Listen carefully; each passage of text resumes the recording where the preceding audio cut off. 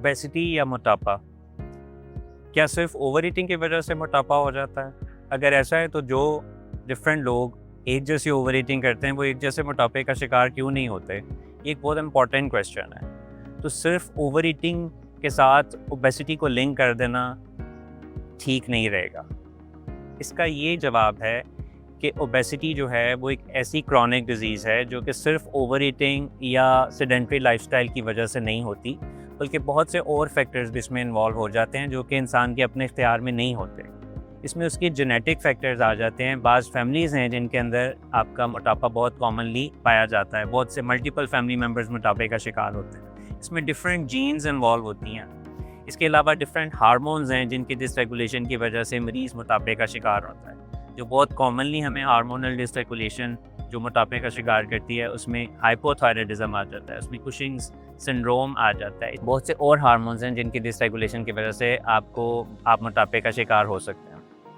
Normally हमारी जो apatite का मैकेनिज़्म है वो इस तरह है कि जब हमें भूख लगती है तो हमारी बॉडी में हार्मोन पैदा होता है ग्रेलिन, और जब हमारा स्टमक फुल हो जाता है तो हार्मोन पैदा होता है लेप्टिन, जो कि ब्रेन को सिग्नल भेजता है कि अब आपका स्टमक फुल है, so you should stop eating.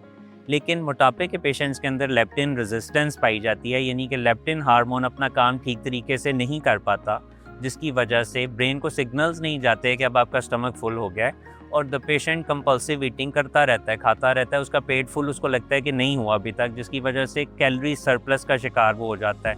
अपनी ज़रूरत से ज़्यादा कैलोरीज ले लेता है जिनको वो यूटिलाइज़ नहीं कर पाता, और वो मोटापे का शिकार होता है। सो हार्मोनल अपसेट एक डिफरेंट कॉज आ गई जो कि इंसान को प्रोन करती है मोटापे की तरफ, और ये ऐसी चीज़ है जो कि उसके अपने इख्तियार में नहीं है।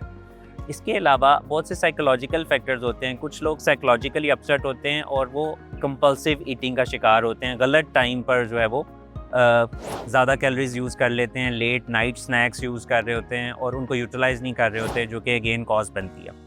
इवन स्लीप डेप्रीवेशन भी देखा गया है कि बॉडी के अंदर ऐसी एक एनवायरनमेंट पैदा करती है जो कि आपको मोटापे के प्रोन करती है।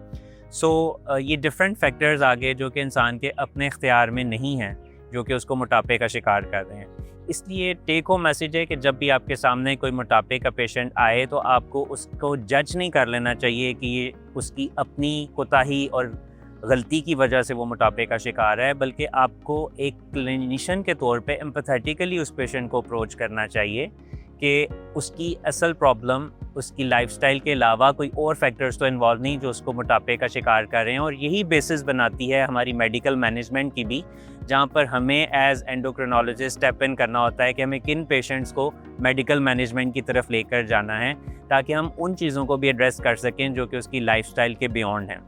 मोटापा एक ऐसी क्रॉनिक डिजीज़ है जो कि आपकी पूरी बॉडी को अफेक्ट करती है, इसलिए उसकी ट्रीटमेंट जो है वो मैंडेटरी है। आपकी बॉडी में मोटापे से इंसुलिन रेजिस्टेंस पैदा होगी जो कि आपको टाइप 2 डायबिटीज़ का शिकार करेगी, आपको ब्लड प्रेशर का मरीज़ बनाएगी, आप दिल के मरीज़ बन सकते हैं। बहुत से कैंसर्स हैं जो मोटापे की वजह से होते हैं।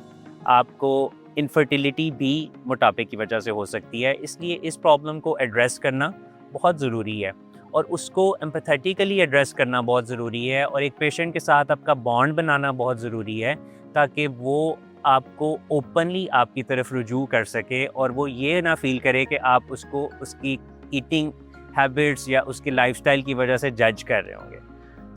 अपने ओबीस पेशेंट्स का ख्याल रखें, एम्पैथेटिकली उनके साथ एक बॉन्ड बनाएं और उनको होलिस्टिकली अप्रोच करें, और वो सारे फैक्टर्स के बारे में अपने ट्रीटमेंट के दौरान जहन में रखें जो कि मरीज़ को उस स्टक हालत में जो कि वो ओबेसिटी के अंदर इस वक्त स्टक हुआ पड़ा है उसको निकालने में मदद दें।